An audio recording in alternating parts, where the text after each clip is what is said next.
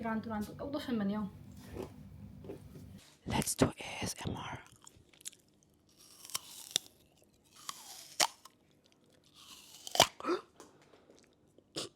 Ngara chakidau nga le ko isa. Let's open my Tan san je sina. Ahan bagi jakom se di chilnaw mayang ki ko. Set na ba ni nong magi kaina ka do. Mapan thoktrabani na. What to do? Yumda de ko bai khodai thupi o haiba ga je. Ithan thuk pa hai te kaina ga. Tan isti tak pi mu char si ko. Kile as yaw da kan kile ima pa kile kile ni. Tan san bai pi grabani ba ko.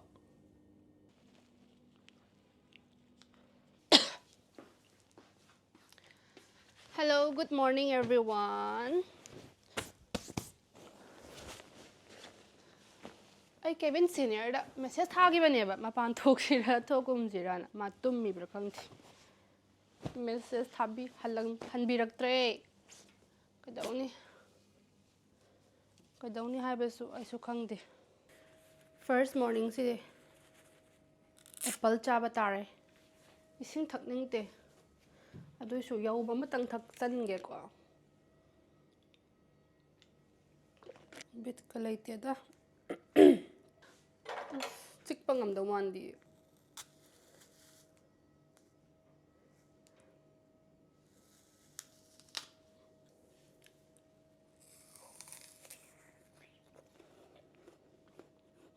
Let's do ASMR.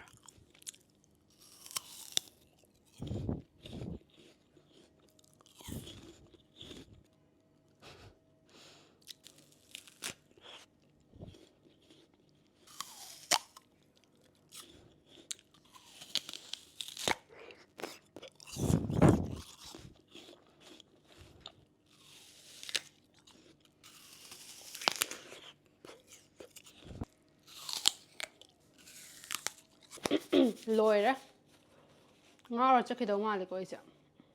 Aduga mo network so yap nungaitiba ko ngarang ju WhatsApp net connect taw yarga amta yadre. Aduga moida phone tawrakanda moido kaidawno khangdeba ko.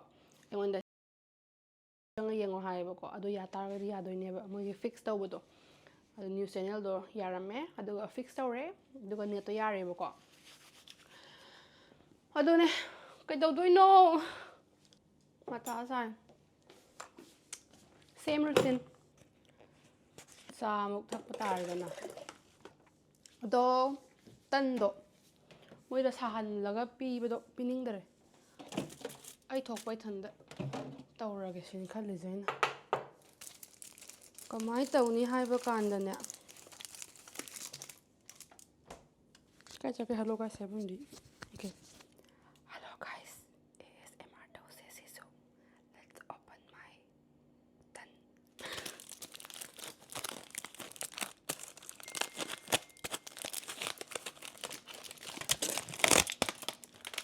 Ama ani ahom Kawe, mari, manga, tarok, taret, nipan, mapan. Tan mapan oirame, trying to oiramtre. tan trying thoi normal thoi. Achiki ahom charage. Dudi mayam tan san je sina. Mari zon thokna sangre da. On thokna su sangre da mari se. Matala yo dumaina. Okay. Is it on? Yes, it's on. Siya tan yare ko.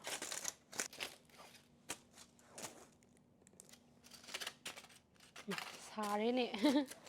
Yam pet pagin nungai mafam se. Sido yung tawag.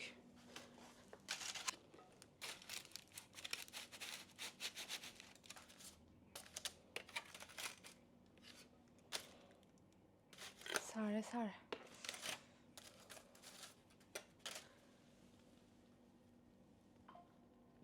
Very, very soft. Yung sahan ga. Dum makha thamjanga. Hamoyan sana ba.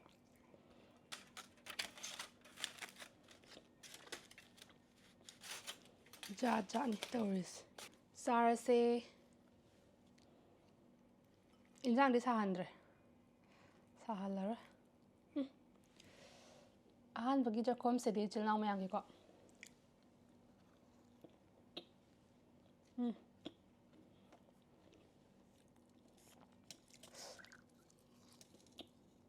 ꯑꯩꯁꯦ ꯍꯧꯖꯤꯛꯀꯥꯟ ꯇꯟ ꯍꯧꯕ ꯌꯥꯝ ꯍꯩꯔꯦ ꯑꯗꯨꯝ ꯍꯧꯕꯒꯤꯀꯣ ꯌꯥꯝꯅ soft ꯑꯣꯏꯕꯗꯣ ꯑꯣꯏꯌꯦꯕ ꯍꯥꯟꯅꯗꯤ ꯀꯟ ꯂꯥꯎꯋꯦ ꯑꯩꯅ ꯍꯧꯕꯗ ꯀꯌꯥꯗꯤ ꯍꯥꯎꯈ꯭ꯔꯦ ꯕꯦꯂꯦꯟꯗ꯭ꯔꯤ ꯀꯥꯡꯍꯧꯁꯦ ꯑꯝꯇ ꯌꯦꯡꯉꯨꯇꯣ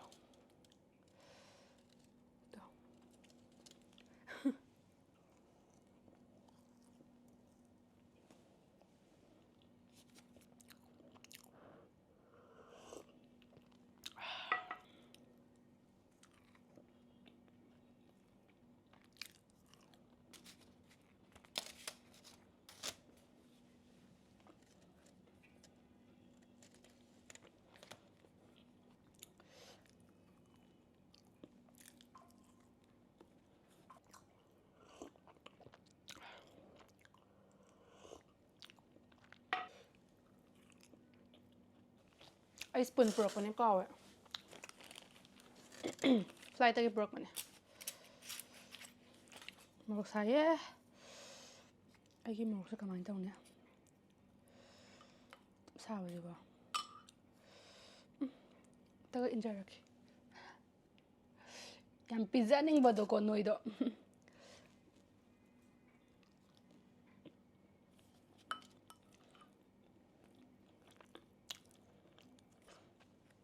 ꯏꯟꯖꯥꯡ ꯌꯥꯝꯗ꯭ꯔꯦ ꯀꯣꯟꯅꯔꯔꯣꯏ ꯇꯟ ꯃꯌꯥꯝ ꯂꯩꯔꯤꯕꯀꯣ ꯑꯗꯨꯅ ꯁꯨꯃꯥꯏꯅ ꯑꯣꯏꯅ ꯁ꯭ꯄ꯭ꯔꯦꯗ ꯇꯧꯔ ꯆꯥꯔꯒꯦ ꯃꯣꯔꯣꯛꯇꯤ ꯌꯣꯏꯃ ꯍꯥꯏ ꯀꯥꯟꯅꯗꯦ ꯁꯥꯕꯗꯣ ꯑꯃꯃꯝ ꯁꯦꯠꯂ ꯆꯥ ꯇꯥꯔꯗꯤ ꯏꯟꯖꯥꯡꯗꯣ ꯌꯥꯝ ꯆꯥꯏꯌꯦꯕ ꯑꯩꯗꯣ ꯑꯗꯨꯅ ꯁꯨꯃꯥꯏꯅ ꯇꯧꯔꯒ ꯆꯥꯔꯒꯦ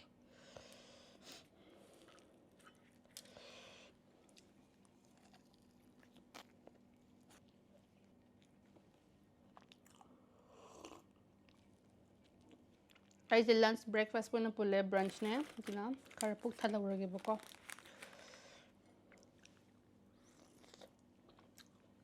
ꯃꯈꯨꯝ ꯆꯦꯠꯇꯕꯩ ꯀꯝꯃꯝꯃꯦ ꯀꯝꯕ ꯍꯥꯏꯕ꯭ꯔꯥ ꯅꯠꯇꯦ ꯄꯦꯠꯂꯝꯃꯦ ꯁꯨꯠꯂꯝꯃꯦ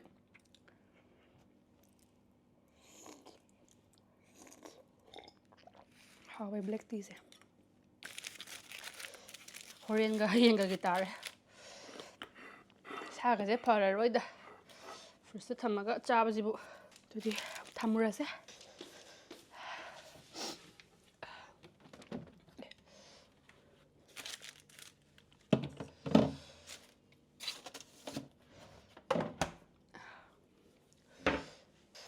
ꯔꯨꯝꯗꯤ ꯀ꯭ꯂꯤꯟ ꯇꯧꯍꯜꯂꯔꯣꯏꯒꯦꯕꯀꯣ ꯑꯗꯨ ꯔꯤꯁꯇꯣꯛ ꯇꯧꯍꯟꯒꯦ Yeah, I want to change the glass. I want 2 black tea, tissue paper, and brown sugar, please.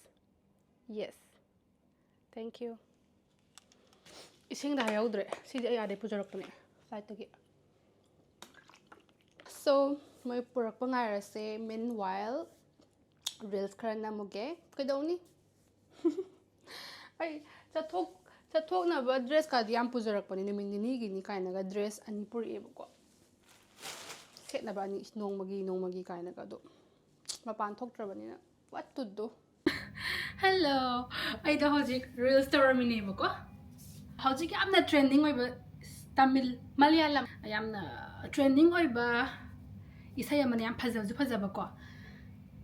Adudogi transition reels torambani duga get ready with me ga.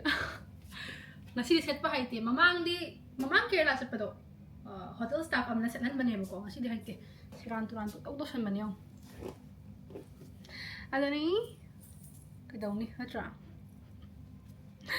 So edit tawlorage aduga aige Instagram sida thagalatke phajadabra habdo mayam comment tawbiramo edit tawbadada pung 7 mung changre hojik pung 9 tadore haba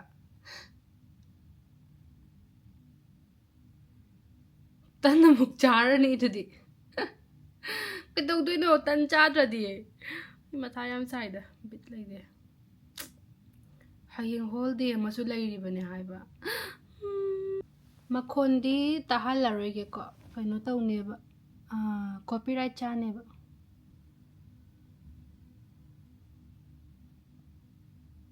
ꯁꯦꯁ ꯀꯥꯏ ꯈꯟꯗ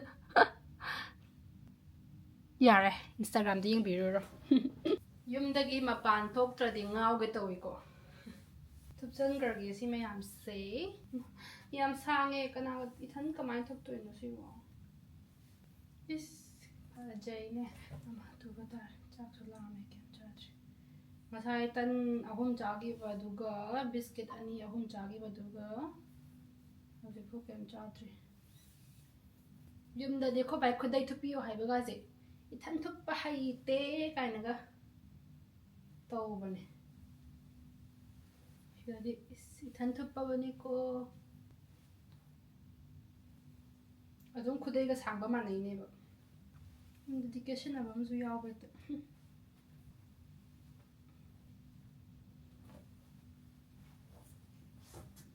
ꯂꯣꯏꯔꯦ ꯑꯩꯗꯣ ꯁꯥꯔꯤꯒꯤ ꯃꯊꯧ ꯂꯣꯏꯔꯦ 2ꯔꯛ ꯁꯦꯠꯈ꯭ꯔꯦ ꯑꯩꯈꯣꯏ ꯆꯦꯗ ꯄꯤꯊꯣꯛꯄ ꯌꯥꯔꯦ ꯑꯣꯖꯥ ꯑꯣꯏꯕꯅꯦꯕ ꯑꯩꯈꯣꯏ ꯆꯦꯗ ꯑꯗꯨꯗꯤ ꯃꯌꯥꯝ ꯇꯟ ꯏꯁꯇꯤ ꯇꯛꯄꯤ ꯑꯃꯨꯛ ꯆꯥꯔꯁꯤꯀꯣ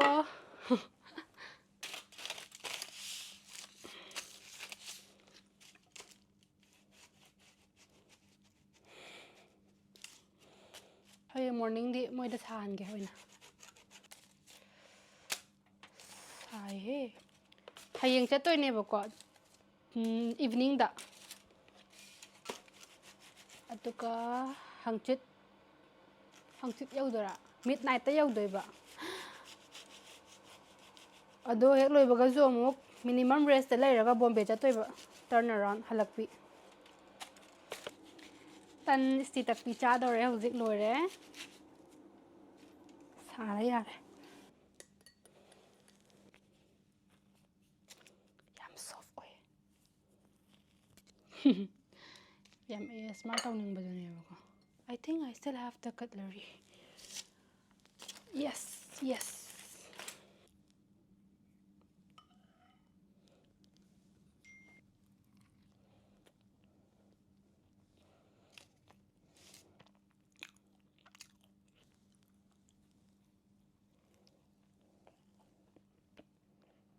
인장 얌얌 자르게 꺼내라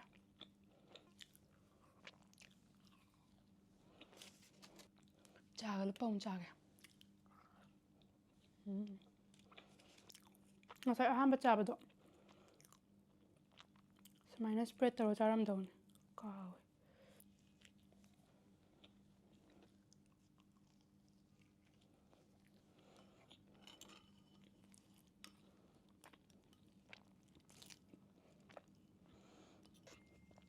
ꯆꯥꯕꯗ ꯍꯥꯎꯅ ꯆꯥꯍꯧꯔ ꯂꯣꯏꯔꯦ ꯅꯠꯇ꯭ꯔꯥ ꯍꯌꯦꯡ ꯊꯣꯛꯄ ꯆꯤꯅꯤ ꯍꯥꯞꯄ ꯆꯥꯕ꯭ꯔꯥ ꯆꯥꯔꯅꯤ ꯆꯤꯅꯤ ꯍꯥꯞꯄ ꯆꯥꯕꯁꯨ ꯍꯥꯎꯕꯅꯦ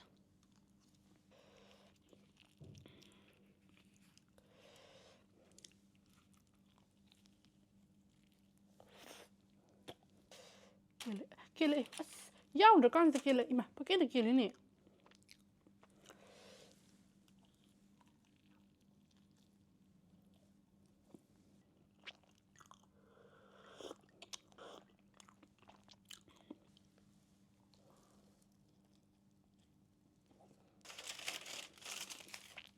ꯍꯌꯦꯡꯒꯤ ꯅꯨꯃꯤꯠ 2 ꯈꯛꯇ ꯆꯥꯛ ꯆꯥꯗ꯭ꯔꯤꯁꯦ ꯑꯩꯅ ꯌꯦꯡꯉꯨꯀꯣ ꯇꯥꯡ 19ꯒꯤ ꯑꯌꯨꯛꯇ ꯂꯥꯛꯏꯅꯦꯕ 19 ꯇꯥꯡ 1 ꯉꯁꯤ ꯇꯥꯡ 1 ꯀꯣ ꯅꯨꯃꯤꯠ 2 ꯁꯨꯔꯦ ꯐ꯭ꯂꯥꯏꯠꯇꯁꯨ ꯆꯥꯛ ꯆꯥꯔꯛꯇꯦꯕ ꯚꯦꯖꯤꯇꯦꯔꯤꯌꯟ ꯑꯣꯞꯁꯟꯗꯣ ꯀꯩꯅꯣ ꯑꯣꯏꯌꯦꯕ ꯁꯃꯣꯁꯥꯒꯨꯝꯕ ꯄꯥꯏꯒꯨꯝꯕ ꯑꯣꯏꯌꯦꯕꯀꯣ ꯚꯦꯖꯤꯇꯦꯔꯤꯌꯟ ꯐꯤꯂꯤꯡꯁ ꯑꯣꯏꯕꯀꯣ ꯑꯗꯨꯅ ꯆꯥꯛ ꯌꯥꯎꯕꯗꯨꯗꯤ ꯆꯤꯛꯀꯟꯒꯨꯝꯕ ꯑꯗꯨꯝꯕ ꯑꯣꯏꯕꯒꯤ ꯆꯥꯔꯛꯇ꯭ꯔꯦ ꯆꯥꯛꯀꯣ ꯑꯗꯩ ꯍꯌꯦꯡꯁꯨ ꯑꯃꯨꯛ ꯆꯥꯔꯔꯣꯏ ꯇꯥꯡ 3ꯗ ꯌꯧꯗꯣꯏꯅꯦ 3ꯗꯨꯁꯨ ꯃꯤꯠ ꯅꯥꯏꯠꯇ ꯌꯧꯕꯅꯤꯅ ꯊꯣꯡꯉꯒꯁꯨ ꯆꯥꯔꯔꯣꯏꯕ ꯑꯩ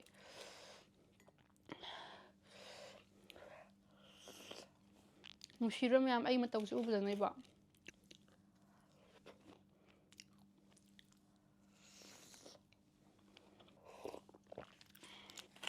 1 2 3 4 ꯈꯥꯛꯑꯒꯦ ꯂꯥꯁꯅꯦ ꯂꯥꯝꯗꯤ ꯂꯥꯝꯃꯦ ꯑꯗꯨꯁꯨ ꯌꯥꯝ ꯆꯥꯁꯤꯜꯂꯔꯣꯏꯒꯦ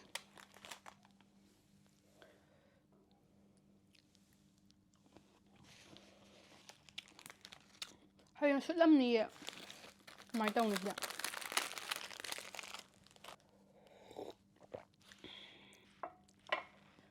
ꯑꯃꯒ ꯆꯥꯅꯤꯡꯉꯤ ꯂꯥꯁ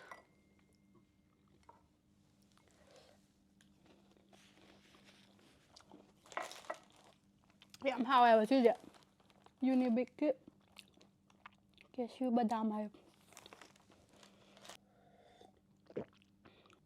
ꯈꯜꯂꯨꯕꯅ ꯑꯃ ꯑꯣꯔꯗꯔ ꯇꯧꯔꯒ ꯆꯥꯕꯕꯨꯗꯤ ꯌꯥꯏꯑꯕ ꯑꯗꯣ ꯆꯥꯅꯤꯡꯗꯦ ꯄꯩꯁꯥ ꯄꯥꯝꯃꯨꯏ ꯑꯗꯨꯗꯤ ꯐ꯭ꯔꯤꯖꯇ ꯑꯃꯨꯛ ꯍꯥꯞꯆꯤꯟꯕꯤꯔꯁꯤ ꯏꯟꯖꯥꯡꯗꯤ ꯍꯥꯞꯇ꯭ꯔꯦ ꯍꯥꯏꯐꯦꯠ ꯐꯦꯡꯗꯣꯛꯀꯦꯀꯣ ꯍꯌꯦꯡ ꯄꯨꯗꯣꯏꯅꯤꯅ ꯀꯥꯕꯛ ꯀꯥꯕꯛ ꯆꯥꯝꯊꯣꯛꯄꯩ ꯋꯥꯔꯤꯅꯤꯗ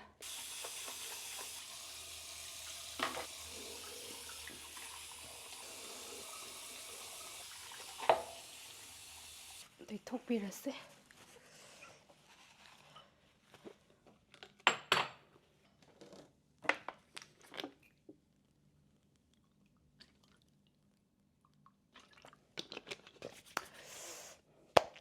ꯑꯩꯁꯦ ꯍꯥꯏꯗꯤ ꯐꯅꯦꯛ ꯃꯌꯦꯛ ꯅꯥꯏꯕꯤꯁꯤꯒ ꯚꯤꯗꯤꯑꯣ ꯅꯝꯒꯦ ꯇꯧꯕꯅꯦ ꯑꯗꯣ ꯅꯝꯅꯤꯡꯗ꯭ꯔꯦ ꯅꯝꯗ꯭ꯔꯕ ꯑꯩꯗꯣ ꯃꯊꯪꯗ ꯅꯝꯃꯒꯦ ꯉꯁꯤꯗꯤ ꯋꯥꯔꯦ ꯑꯗꯣ ꯚꯤꯗꯤꯑꯣ ꯑꯇꯣꯞꯄ ꯈꯔ ꯅꯝꯗꯧꯁꯨ ꯂꯩꯌꯦꯕꯀꯣ ꯑꯗꯨꯒꯤ ꯅꯝꯊꯣꯛꯎꯔꯒꯦ ꯑꯗꯨꯗꯤ ꯉꯁꯤꯒꯤ ꯁꯃꯥꯇ꯭ꯔ ꯉꯁꯤ ꯅꯣꯡꯃꯒꯤ ꯅꯨꯃꯤꯠ ꯂꯣꯏꯖꯔꯦ ꯑꯗꯨꯒ ꯍꯌꯦꯡ ꯑꯃꯨꯛ ꯎꯅꯔꯁꯤ ꯑꯁ ꯑꯩꯒꯤ ꯆꯤꯟꯁꯦ ꯌꯥꯗ꯭ꯔꯦ ꯆꯤꯟꯁꯦ ꯏꯁꯤꯡ ꯊꯛꯃꯟꯗꯕꯩꯀꯣ ꯗꯤꯍꯥꯏꯗ꯭ꯔꯦꯇꯦꯠ ꯑꯣꯏꯕꯒꯤ ꯏꯁꯥꯁꯦ ꯏꯁꯤꯡ ꯅꯍꯥꯟꯗꯒꯤ ꯗꯦꯠ 28ꯀꯤ ꯅꯨꯡꯗꯥꯡꯗ ꯂꯥꯛꯄꯗꯨꯅ ꯉꯁꯤ ꯗꯦꯠ 2ꯒꯤ ꯅꯨꯡꯊꯤꯟ ꯌꯧꯔꯕꯅꯤꯀꯣ ꯁꯤ ꯈꯛꯇꯪ ꯊꯛꯇ ꯉꯥꯏꯔꯤ ꯏꯁꯤꯡ ꯌꯦꯡꯉꯨ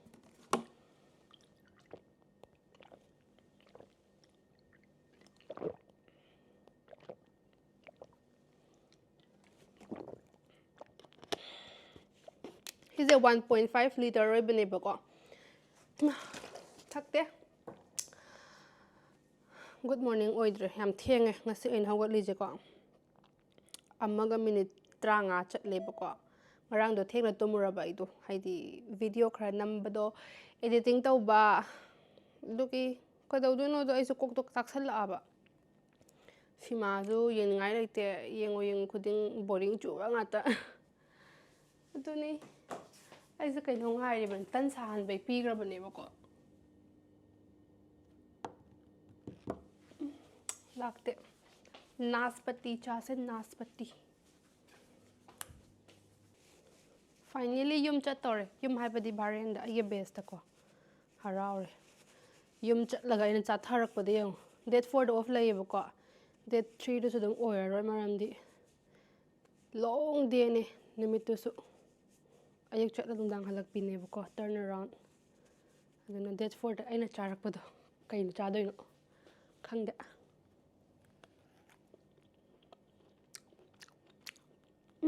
ꯁꯨꯠ ꯁꯨꯠ ꯂꯥꯎꯋꯦ ꯍꯥꯏꯗꯤ ꯆꯤꯛꯄꯗ ꯀꯛ ꯂꯥꯎꯗꯕꯤꯗꯣ ꯆꯥꯅꯤꯡꯇꯤ ꯁꯤꯗꯤ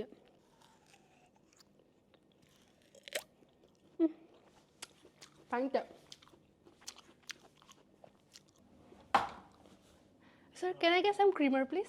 Definitely. Only creamer? Yeah, maybe 4 or 5. Okay, thank you. Creamer ꯂꯧꯔꯨꯕꯅꯦ ꯉꯁꯤꯗꯤ ꯆꯥꯗꯣ ꯁꯪꯒꯣꯝ ꯆꯥ ꯑꯣꯏꯅ ꯊꯛꯁꯦꯕꯀꯣ ꯉꯔꯥꯡꯗꯒꯤ ꯆꯉꯥꯡ ꯊꯛꯄꯗ ꯏꯁꯥꯒꯁꯦ ꯆꯉꯥꯡ ꯑꯣꯜꯂꯝꯃꯅꯤ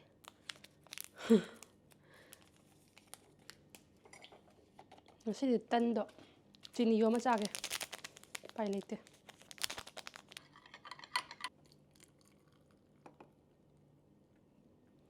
ꯇꯟ ꯁꯥꯟꯕꯗꯣ ꯃꯤꯅꯤꯠ 3ꯃꯨꯛ ꯆꯪꯉꯣꯏꯗ ꯇꯟꯗꯪꯅꯤ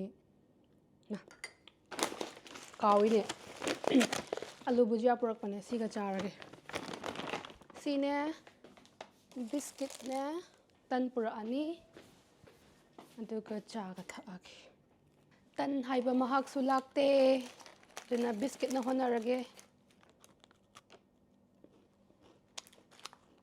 ꯁꯨꯠꯄꯗꯣ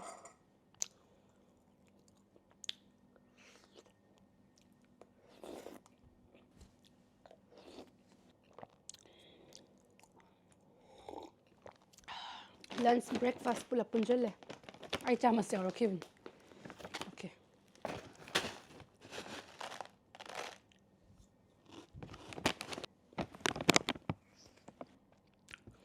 ꯆꯉꯥꯡꯒ ꯂꯨꯞꯄꯕꯨꯗꯤ ꯆꯉꯧꯒ ꯂꯨꯞꯄꯅ ꯍꯥꯎꯋꯦ ꯀꯟꯁꯥꯅ ꯑꯩ ꯇꯟꯗꯣ ꯆꯥꯅꯤꯡꯉꯔꯣꯏ ꯈꯪꯉꯦ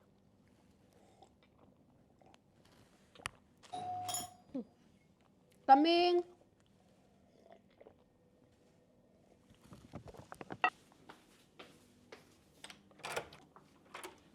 Oh, Would you point to signature here just? okay. Thank you. Thank you, ma'am. Oh, careful. Kinsana. Ting ting ting. Howzikti puk thanbi kre. Kamay tawsiba. Saziro.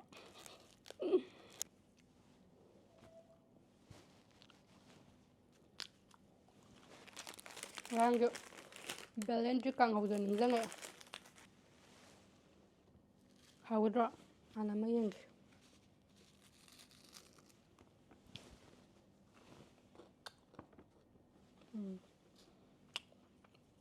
Dum yai.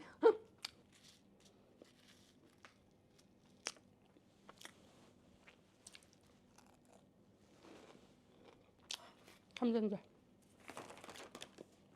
Aigi aluminum foil pubiraktre moina. Ini masih dapet lagi.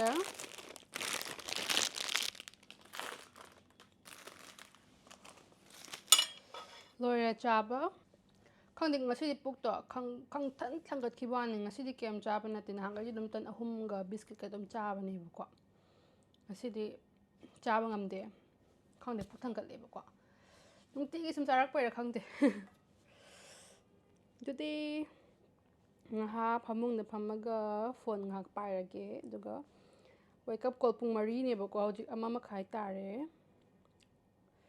Jadi wake up call da muk thengnarase.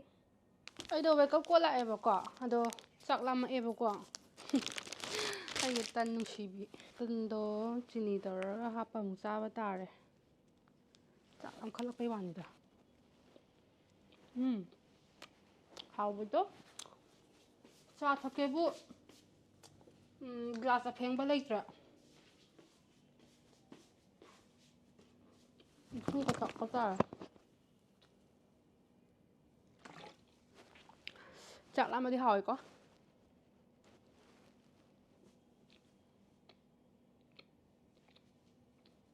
kalla mới kambu sai le riêng mà glass phengan cái tàu bạ thiên à cũng 엄마가 잘 하와요.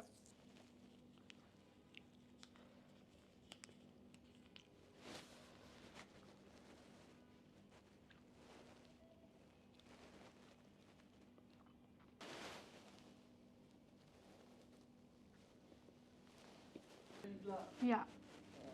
Okay, ma'am. Give me some time. Cha thật nhỉ.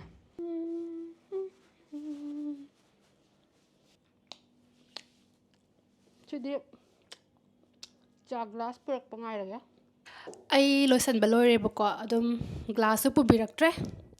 Hausi mana pura su thengani nangaroi bako thakpa ado uniform di utpa yada banina ut laroge sai butang utle adoni 48 hours ko smaina dum len kre mai si su tu mandana hip mandana pomi bako adoni ko adana matang ki video da nungai ba amuk namna ba tawjurake si hairaga amuka sumyam thank you so much for watching.